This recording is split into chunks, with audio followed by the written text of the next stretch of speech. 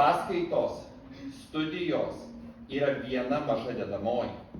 Visa tai, ką jūs galite pasiekti, per šį susitikimą nepapasakos. Tam visą įvadinė savaitė ir kolegos, kurie koordinuos ir kuruos per šitą jūsų studijų laikotarpį.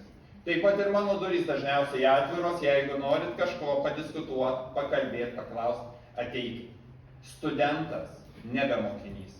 Studentas yra mūsų kolega, o kolegomis mes rūpinamės. Iš čia atėjusių atėjo dėl to, kad jums reikia žinių. Labai tikiuosi.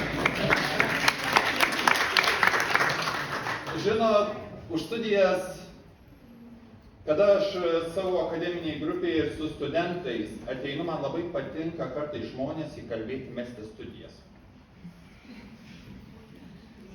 Bet ne todėl, kad nevertinu studijų, o žmogaus pasirinkimas, kada jisai pasirenka, nemąstydamas, ar jam reikia, kur jisai panaudos. Ir kartais aš paklausiu, sakau, kas iš jūsų moka už mokslus. Turėjau tokių akademinių grupių, kur pakėlė 1 iš 60.